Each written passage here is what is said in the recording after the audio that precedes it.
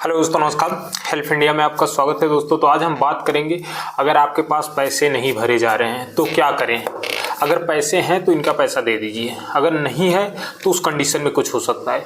तो मैं बात करूंगा कि सिविल कैसे सही होगा, सिविल कैसे, अगर अपना सिविल सही करना है तो कैसे करेंगे। तो वीडियो में बने रहिएगा दोस्तों, लास्ट तक आप देखिएगा, आपको बहुत कुछ समझ में आएगा कि सिविल कैसे सही होता है। अगर पैसे नहीं है तो पैसे नहीं दे पा रहे हैं तो क्या करें, तो क्या करें। हमको हरास नहीं होना है, हमको परेशान नहीं होना है, हमको प्रेशर में नहीं आना है, हमको साइकोलॉजिक प्रेशर में नहीं आना है।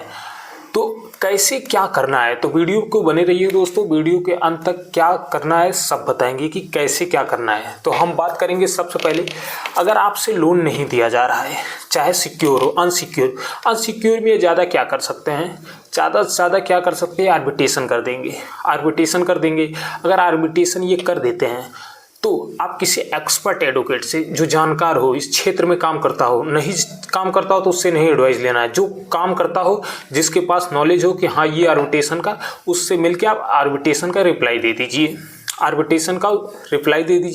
उसके बाद ये क्या कर सकते हैं, आर्बिट्रेशन का जब रिप्लाई दे देंगे उसके बाद बहुत करेंगे ये सिविल खराब कर देंगे, अगर सिविल खराब हो रही है तो होने दीजिए। अगर आपका सिविल खराब हो रहा है तो होने दीजिए, डरिए नहीं, घबराइए नहीं कि हमारा सिविल खराब हो जाएगा तो सही नहीं होगा, अब हम क्या करें, हम लोन EMI डिफ़ॉल्ट कर दिए तो क्या होगा। तो दोस्तों मैं सिविल के लिए बताता हूँ कि सिविल सही कैसे होती है, सिविल कैसे सही होगा।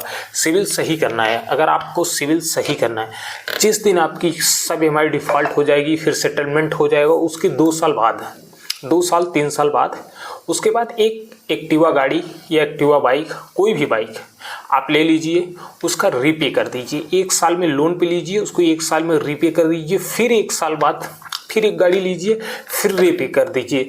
चाहे आपको उसको मार्केट में बेचना ही क्यों ना पड़े, आप उसको लीजिए, लेने के बाद उसका रीपे कर दीजिए।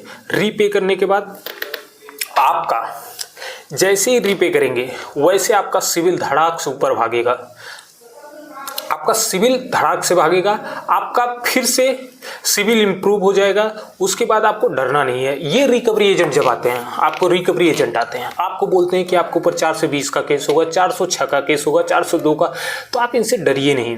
अगर ये आते हैं तो आप इनसे आई कार्ड मांगिए, होम विजिट लेटर मांगिए, DRA का लाइसेंस मांगिए। अगर आई कार्ड है तो क्या उसी बैंक से है जिस बैंक से आप लोन लिए हैं, हो सकता है थर्ड पार्टी अलर्ट के, अगर थर्ड पार्टी अलर्ट की है तो वहाँ पे अथॉराइजेशन लेटर होना चाहिए। ऐसा नहीं है कि वो तुरंत आए और आपको डांट के चले जाएं, आपको गाली फक्कड़ दे के चले जाएं, ऐसा नहीं होता है रिकवरी एजेंट। और DRA का लाइसेंस हर रिकवरी एजेंट के पास तो होता नहीं है, क्योंकि वो BA पास होता है, ये हाई स्कूल इंटर भी पास नहीं होते हैं, फेल होते हैं। अब पता नहीं क्या पढ़ के आते हैं, ये आके गाली फक्कड़। और जो रिकवरी एजेंट गाली दे दिया, हमारा मानना है कि जो रिकवरी एजेंट या बैंक से कोई गाली देकर अगर बात करता है तो समझ लीजिएगा वो फर्जी है। क्योंकि जो बैंक के अंदर काम करते हैं, जो रिकवरी एजेंट होते हैं, वो कभी गाली दे ही नहीं सकते, क्योंकि जिसके पास DRA का लाइसेंस होता है उसका 50 घंटे की ट्रेनिंग होती है। 50 घंटे की ट्रेनिंग होने के बाद, उसको पेपर दे के पास करने के बाद उसको DRA का लाइसेंस मिलता है। उसको सब सिखाया जाता है कि कैसे कस्टमर से बात करना है, कैसे क्या करना है, हैंडल करना है। ये नहीं कि तुरंत जाने के बाद गाली फक्कड़, पैसा नहीं है तो बदतमीजी करने लगे, ये सब नहीं होता है। तो आपको समझ के क्या करना है, कैसे क्या करना है, तो इस पे देखना है। और हम बात करेंगे, अगर सिविल कितनी भी जोर से अगर भागेगी, जब आप 2 गाड़ी 3 गाड़ी का लोन लेके पे कर देंगे, रीपे करने के बाद आपका सिविल इम्प्रूव होगा। सिविल इम्प्रूव होने के बाद ही वो ऊपर भागेगा। सबसे पहले तब हर NBFC कंपनी बैंक आपको लोन देना शुरू कर देगी। हर NBFC कंपनी बैंक लोन देना फिर शुरू कर देगी। आप डरिए नहीं, घबराइए नहीं है कि जो कागज़ मिलेगा उस पर लिखा रहेगा कि सेटलमेंट राइट नाउ, तो आप उससे डरिए नहीं, घबराइए नहीं, उससे कुछ नहीं, उसका कोई मतलब नहीं है, और हम बात करेंगे, यदि अगर आर्बिट्रेशन पास ही कर देते हैं तो सोल आर्बिट्रेटर नाम से कोई जज नहीं होता है हमारे भारत में। हमने आपको बता रखा है कि सोल आर्बिट्रेटर नाम से कोई जज नहीं होता हमारे भारत में। अगर ये आर्बिट्रेशन पास भी कर देते हैं तो आप किसी से, एक्सपर्ट एडवोकेट से मिलकर उस चीज़ का रिप्लाई दे दीजिए। और ये क्या कर सकते हैं, चेक बाउंस का केस कर देंगे। इनका क्या हो सकता है कि चेक बाउंस का केस कर देंगे, ECS का चेक कर देंगे। तो आप इससे न रहिए। चेक बाउंस करते हैं, ईसीएस का करते हैं तो सेम डे बेल हो जाएगा, सेम डे बेल होता है, घबराना नहीं है, सेम डे बेल होता है प्रक्रिया। और हम बात करेंगे जो लोग कहते हैं कि सर हम केस नहीं लड़ा जा रहा है, हमसे केस नहीं लड़ा जा रहा है, हम गरीब हैं। और मेन मुद्दा होता है कि गरीबों के पास क्या होता है कि बैंक लोन दे देती हैं, लोन पे देने के बाद इन पे इतना इंटरेस्ट ब्याज लगा देती हैं कि ये भरते भरते अपने पूरी जीवन खत्म कर देते हैं, पूरे जीवन खत्म कर देते हैं। ये लोन नहीं भर पाते हैं, बैंक ब्याज पे ब्याज पेनाल्टी वो देती रहती है, हर बार पेनाल्टी। आप 10 लाख रुपए का लोन लेते हैं, मानते हैं 10 लाख रुपए का लोन लेते हैं, बैंक से इतना इंटरेस्ट होता है कि गरीब आदमी भर ही नहीं पाता है, और ये देते भी हैं। उसके बाद इनके रिकवरी एजेंट भी आते हैं, गाली देते हैं, परेशान होते हैं। और कितने व्यक्ति ऐसे हैं कि जो लोन लेने से वजह से वो आत्महत्या भी कर लेते हैं, बेचारे लोन नहीं भर पाते हैं किसी कारण से। तो इस चीज़ पे आप ना जाइए, आप थॉट विचार तो आप अपने अधिकार को जानिए, अपने संविधान में क्या है क्या नहीं है इस चीज़ को जानिए। आपको किसी थॉट निगेटिव नहीं सोचना है, अच्छे विचारों को सोचिए। जो अच्छा लगे वीडियो को, उस वीडियो को देखिए कि क्या हमारे अधिकार में, क्या हमारे राइट्स में है, क्या है। तो डरना नहीं है, घबराना नहीं है, रिकवरी एजेंटों से नहीं डरना है, ना तो किसी बैंक से कोई आता है। अगर आपको चेक बाउंस ईसीएस होता है तो आप सेम डे बिल करा लीजिए। अगर आर्बिट्रेशन का होता है तो आप आर्बिट्रेशन होता है तो उसका एक्सपर्ट एडवोकेट से मिलकर आप उसका जवाब दे दीजिए। और क्या होगा, अगर आपसे केस नहीं लड़ रहा तो हम दुनिया के सबसे बड़े लोकतंत्र में रहते हैं, जो डेमोक्रेसी जिसको बोलते हैं डेमोक्रेसी। तो अगर आपसे केस अगर ईडब्ल्यूएस में है तो हमसे दुनिया के सबसे बड़ी डेमोक्रेसी में है। आप अपना केस खुद लड़ सकते हैं, दूसरे का केस नहीं। दूसरे का केस लड़ना होगा तो आपको वकील बनना होगा, आपको LLB का डिग्री लेना होगा। तो इस चीज़ का अगर दूसरे का केस लड़ना है, अगर अपना खुद का केस लड़ना है तो आप लड़ सकते हैं, ये आपका अधिकार है, आपका राइट्स है। आप किसी हाई कोर्ट में जाके वहाँ पे आप प्रोसेस कर सकते हैं, बात कर सकते हैं, तो आप अपना केस खुद लड़ सकते हैं। आप सक्षम हैं अपने केस के लिए, किसी दूसरे की ज़रूरत नहीं है। अगर आपके पास पैसे नहीं हैं तो आप अपना केस खुद भी लड़ सकते हैं।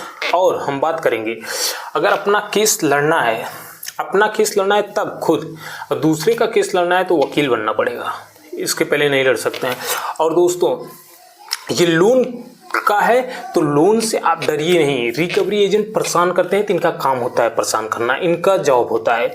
आप ये कमीशन बेस पे होते हैं, 10%, 20%, 25% पे ये कमीशन पे होते हैं। जैसे ही आप लोन भरते हैं तो इनको कमीशन मिलता है, तो आप इनसे डरिए नहीं। आप अपने अधिकार को जानिए, अपने राइट्स को जानिए, अपने कानून को जानिए कि क्या करना है। लोन डिफ़ॉल्ट किए हैं तो ये कोई क्राइम की श्रेणी में नहीं आता है, ये कोई क्राइम नहीं किए हैं, आप कोई अपराध नहीं किए हैं, आपने कोई जानबूझ को तो किया नहीं है। आपने लोन लिया, नहीं हो पाया, जॉब छूट गई, वो भी तो सिविल देख के ही दिए, नहीं दे पा रहे हैं, तो आप बैंक को इन्फॉर्मेशन करिए, आप पेपर वर्क से मजबूत रहिए, और जो भी नोटिस आता है तो उसका रिप्लाई दीजिए। रिप्लाई देने से आपको क्या होगा कि हाँ हमने रिप्लाई दिया है, बैंक को इन्फॉर्मेशन कीजिए। तो दोस्तों, अगर पैसे हैं, मैंने हर वीडियो में बता रखा है, अगर पैसे हैं तो इनका पैसा वापस कर दीजिए। आप इनके पैसे से अगर हैं तो दे दीजिए, अगर नहीं है तो उस कंडीशन में कुछ हो सकता है। अगर हैं तो ईमानदारी से इनका पैसा दे के इनसे जंजाल छुड़ा लीजिए, इनसे कोई मतलब नहीं है लड़ना। अगर हैं तो दे दीजिए, अगर नहीं है तो उस कंडीशन में कुछ हो सकता है, उसमें तो कोई कुछ नहीं कर सकता। जब है ही नहीं तो क्या कर सकते हैं तो दे दीजिए। और क्या होगा, नोटिस में कौन सा आएगा, आर्बिट्रेशन का आएगा, रिकॉल का आएगा, डिमांड का आएगा। आर्बिट्रेशन में क्या होता है, हमारे पास रिकॉल में क्या होता है, इनको लिखा रहता है कि 7 दिन के अंदर पूरा पैसा जमा करें। अब इनको ये नहीं मालूम होता, जब वो एक EMI बंदा नहीं भर पा रहा है, सामने वाला ये EMI नहीं भर पा रहा, तो 7 दिन में कहाँ से पैसा ला के दे देगा, 7 दिन में कहाँ से पैसा ला के दे देगा, जब उससे ये EMI नहीं भरी जा रही है बेचारे से, तो कहाँ से ला के दे देगा। और दूसरा होता है कि डिमांड में क्या होता है, धमकी होती है कि आप 15 दिन के अंदर आपको पैसा चाहे जहाँ से ला के आपको जमा करना होता है। डिमांड का मतलब ये होता है। तो इस तरह की होती है। नोटिस 3 आएंगी, रिकॉल का, डिमांड का, आर्बिट्रेशन का, पेमेंट एंड सेटलमेंट 25 का। तो इस तरह का नोटिसें आएंगी। और केस होगा तो चेक बाउंस का केस होगा, ECS का होगा, यही सब केस होगा। और कोई भी होता है सेम डे बेल हो जाएगा, तो घबराना नहीं है, डरना नहीं है, परेशान नहीं होना। अगर कोई रिकवरी एजेंट आता है उससे 4 चीज़ मांगिए, होम विजिट लेटर, DRA का लाइसेंस, आई कार्ड लेने के बाद आप पढ़िए क्या उसी बैंक से है कि दूसरे बैंक से, थर्ड पार्टी से, तो अथॉराइजेशन लेटर मांगिए क्या हमारी बैंक आपको अथॉराइज की है कि नहीं की है। तो ये जब चीज़ें प्रोसेस होते हैं दोस्तों। अगर आपको अच्छा लगा हो तो लाइक शेयर सब्सक्राइब जरूर कर लिया करिए दोस्तों। तो मैं अपनी बातों को यहीं पे समाप्त करता हूँ। जय हिंद, जय भारत।